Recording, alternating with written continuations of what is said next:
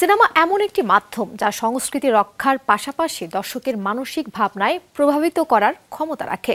চলতি বছর এমনই কিছু কাহিনী ও গল্প নির্ভর সিনেমা মুক্তি পেয়েছে বিশ্বজুড়ে, যা দর্শক সহ বিনোদন সাংবাদিকদের মন ছুঁয়ে গেছে।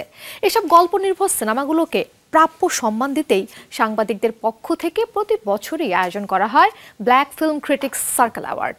এ বছরও এর ব্যতিক্রম হয়নি। কাদের হাতে উঠল সেরার সম্মান? ব্ল্যাক ফিল্ম ক্রিটিক্স সার্কেল মূলত সাংবাদিকদের একটি সংগঠন, যেখানে বিশ্বব্যাপী বৈচিত্র্যপূর্ণ সিনেমাটিক আর্ট কভার করা হয়। প্রিন্ট, টিভি ও অনলাইন মিডিয়াতে সম্মিলিতভাবে কাজ করে থাকে সংগঠনের সদস্যরা। এই সংস্থাটির মূল উদ্দেশ্য হচ্ছে সিনেমার বৈচিত্র্যময় বার্তাগুলো ভবিষ্যৎ প্রজন্মের মাঝে ছড়িয়ে দেয়া। আফ্রিকান বংশোদ্ভূত আমেরিকান শিল্পীদের নিয়েই কাজ করে থাকে black Film Critics circle. African অর্থাৎ কৃষ্ণাঙ্গ শিল্পীদের সম্মাননা দেয় এই সংগঠনটি। এবারের অনুষ্ঠানের মূল প্রতিপাদ্য ছিল বহু সংস্কৃতিকে প্রমোট করা। ব্ল্যাক ফিল্ম ক্রিটিক্স সার্কেল প্রতি বছরই 13টি ভিন্ন ভিন্ন বিভাগে পুরস্কার প্রদান করে থাকে। এর মধ্যে উল্লেখযোগ্য হচ্ছে সেরা সিনেমা, সেরা পরিচালক, সেরা মৌলিক চিত্রনাট্য, সেরা অভিনেতা ও সেরা অভিনেত্রী সহ বেশ কিছু বিভাগ।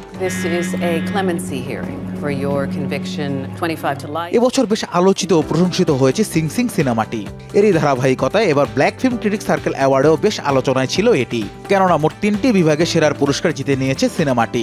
সেরা সিনেমা নির্বাচিত হওয়ার পাশাপাশি সেরা অভিনেতা ও সেরা পার্শ্ব অভিনেতার পুরস্কার গেছে এই সিনেমার ঝুলিতে।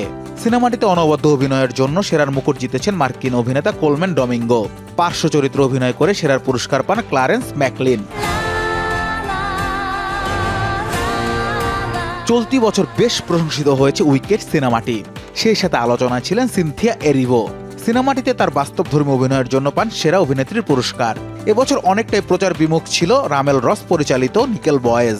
মিডিয়া হাইপ না পাওয়া এই সিনেমাটিও ভিন্ন ভিন্ন 3টি বিভাগে জিতে নিয়েছে সেরার পুরস্কার।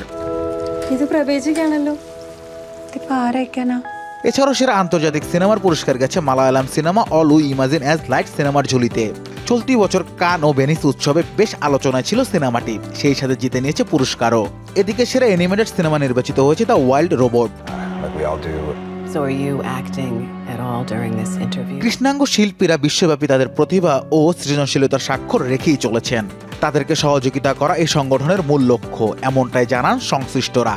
অন্যদিকে শুধুমাত্র কৃষ্ণাঙ্গ শিল্পী ও কলাকুশলীদের নিয়ে এমন আয়োজনকে বর্ণবাদী হিসেবে আখ্যা দিচ্ছেন সমালোচকেরা। Anas Imran, showbiz tonight.